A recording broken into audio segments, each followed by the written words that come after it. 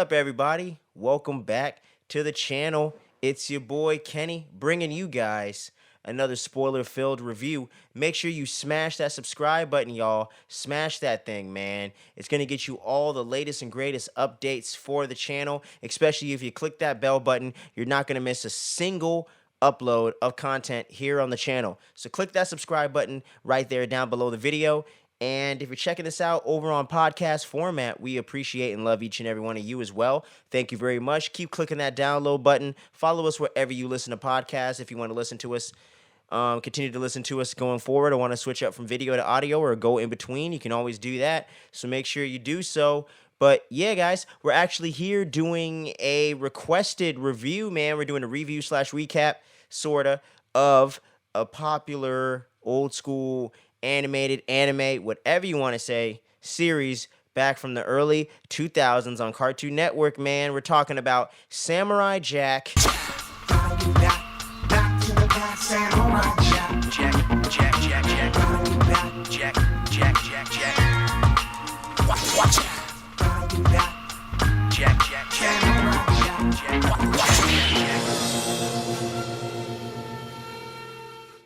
We're going to be doing the entire series, but today is specifically about Season 1.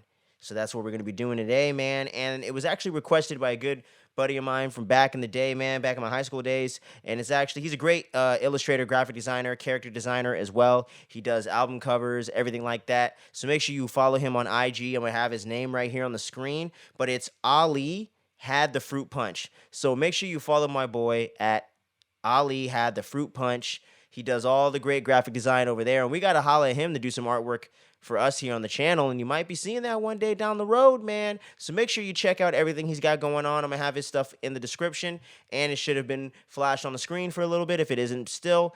And yeah, man, he's the one that requested this, and I hadn't watched this series in years. I hadn't watched this cartoon forever, man. I hadn't watched it since I was in, like, middle school, or like maybe high school, on like a rerun on like Toonami or something like that. Because I actually didn't catch the latest 5th season back in 2017. I haven't even caught up on that yet. So I'm actually going to do every season leading up to that and covering that 5th and final season, which I do hear is a definitive end for the character and for the series and all that good jazz. So pretty cool to see that. So it's been fun getting back into this series. And I got to say right off the bat, it definitely holds up, man. This show holds up very well. I gotta say, the creator and one of the main directors on the show, Genndy Tartakovsky, that also did the first animated Clone Wars series in the early 2000s as well. And he did a lot of great work in the 90s with the Powerpuff Girls, Dexter's Laboratory, Two Stupid Dogs, all kinds of stuff.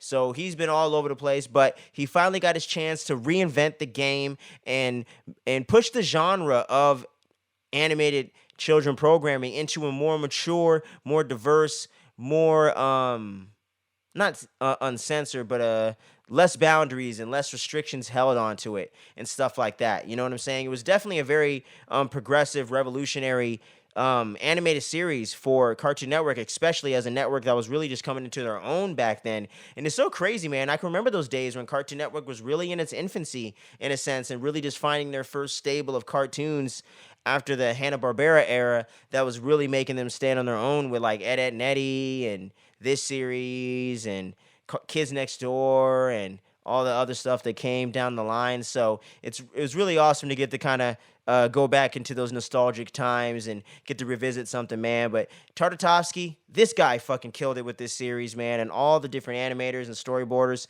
And that's one of the cool things that makes this series stand out as well. It actually doesn't have like an official writing team. It was just a storyboard artist that would come up with the overall concepts along with Tartakovsky, and there wasn't a lot of dialogue, as you guys know. It would really be sparingly throughout the episodes, and there were some episodes that had very little dialogue at all, i.e. the very first episode, which is still probably my favorite episode of the series out of what I remember watching back in the day with the first 4 seasons, because it just went on a long hiatus after a minute, which was weird, man. From 2004, when the 4th season ended, they just went on a hiatus for literally 13 years. It never got officially canceled or anything like that. So I found that very interesting too when I was doing a little bit of research on this thing. And yeah, but overall, for my fandom and my overall background on it, I watched it as a kid back in 01, 02, 03 and shit. So I would have been like shit, like 6, 7 years old or something like that, watching that thing when it came out, or going on 7. Yeah, I would have been 6 going on 7 years old. Yeah. So that was a crazy thing. I was watching that back in the day, and that was definitely one of my favorite series back in the days, and was always one that I definitely held in high regard. And that was one of the main influences for me in like like Asian cinema and stuff like that, and like all the Akira Kurosawa and the samurai films and all that influence on it, and just the Asian culture in general, blended with so many other genres. It was just a really, really big influence on me, and really introduced me to like sci-fi and even westerns and kung fu films and all kinds of stuff. And just the whole way that it blended all these cultures together is just so damn ahead of its time, and even today still makes it stand apart in that representation way, where it wasn't about making a statement. It was just a culturally diverse show with just all kinds of stuff going on, and just a lot of creativity and a lot of unique energy coming through in this series, man. And I gotta say, overall, I really enjoy most of the episodes. I will say, I pretty much loved, I would say, maybe three, six, yeah, like 8 episodes, man. I probably enjoyed, like, really thoroughly enjoyed 7 to 8 episodes of the entire first season, and it's 13 episodes every season. So I did enjoy over half of the season for sure, like thoroughly. Like I said before, the pilot episode is excellent. It does such a great job with such very, very little dialogue in like maybe the first and the last scene or sequence of the entire episode has dialogue.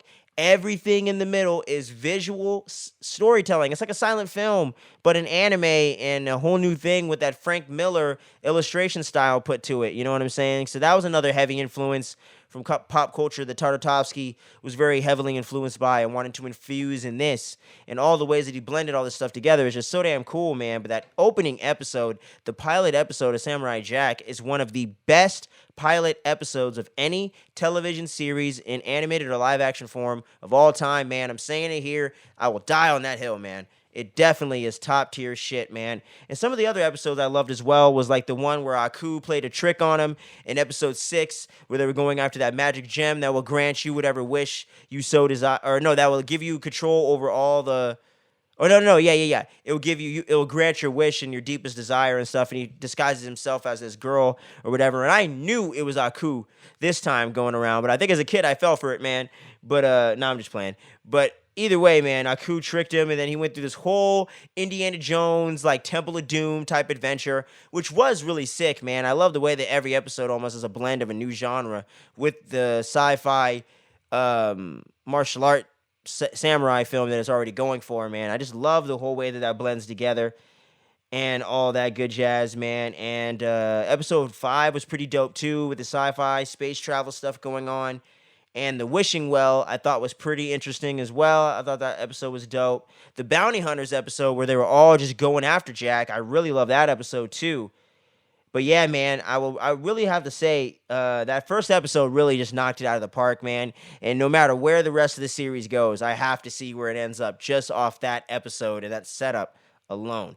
So damn well done, man. And when it comes to the cast in this thing, it is fucking excellent, man. You got the great Phil LaMarr playing Samurai Jack, man, and he did such a great job at doing like an authentic Asian voice without making it over cliche or over stereotypical at the same time, but authentic in the same way. And it was really cool the way that he was able to pull that together. And then he had the great Mako. Rest in peace to him, man. The late great Mako playing Aku, doing his voice back in the day. And he was such a great villain and such a great voice. And the way that he brought that character to life really made Aku seem like a big time threat. And also played into some of the humorous moments really well at certain points too. So I really enjoy the introduction of Aku as the villain and the way that he's taken over things in the future, because it's been thousands and thousands of years and everything like that. Like that whole fish out of water vibe I always love with movies and TV series and anime. So that already won me over, and I've always loved that kind of storytelling and that kind of trope since a kid. That's why this hooked me way back in the day. Avatar: The Last Airbender, you know what I'm saying? I think this was a heavy influence on that. So it's really great to see how this really just fucking holds up 21 years later, damn near my lifetime, holds up so damn well, man. And I gotta say, I'm so happy that he my man Ali had the fruit punch, man. I'm so happy that Preston, man, he suggested this damn series and wanted us to go over it here in the channel because I'm gonna have a blast going through the next 4 seasons of this thing. It's such a well done series, man. The sound design, excellent. Animation, excellent. And when you're talking about the overall score, like the actual soundtrack, man, or whatever, god damn, that shit is excellent, man. I gotta get this guy's name right now. Who composed Samurai Jack? I gotta get the name of this person. I know will.i.am, that I just found out, actually produced the damn theme song, which goes hard. Man, that shit is dope. I can't believe it. Yeah, man, I think it's him. I think it's him.